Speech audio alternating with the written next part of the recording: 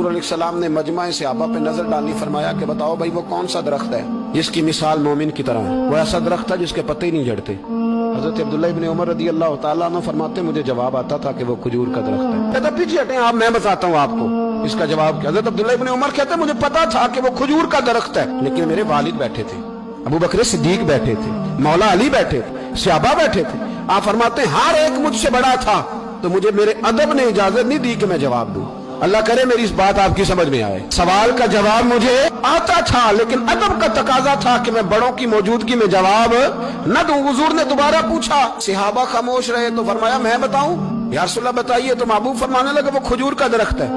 नबी करीम ने हज़रत अब्दुल्ला इब्न उमर की तरफ मोड़ के देखा, फरमाया मेरे गुलामों वो दरख्त है खजूर का। अब्दुल्ला को जवाब आता था, इसे पता था कि वो खजूर का दरख्त है, लेकिन तुम्हारे अदब की वजह से ये खामोश रहा। मेरे रसूल करीम अलैहिस्सलाम के गुलाम जिनके इल्म पर मेरे नबी को इतना एतमाद है कि हुजूर ने फरमाया मैं इल्म का शहर हूँ और अली उसका दरवाजा है।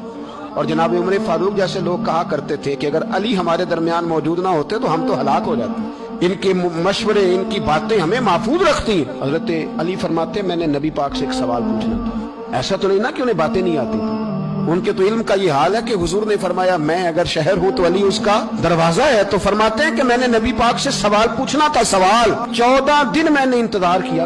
हर रोज मैं मस्जिद में जाता, घंटों बैठता, पर 14 दिन इंतजार किया। क्यों? फरमाते मेरे दिल में ख्याल आता था कि कोई और आए, वो वाला मसला पूछ ले तो मेरे वाली बात भी हल हो जाए, मुझे हुजूर से पूछना ना पड़े, कोई और पूछ ले ताकि मुझे ना पूछना पड़े। फरमाते हैं 14वें दिन एक बद्दू आया, उसने आके नबी करीम अलैहिस्सलाम से सवाल वो पूछा जो मेरे दिल में था।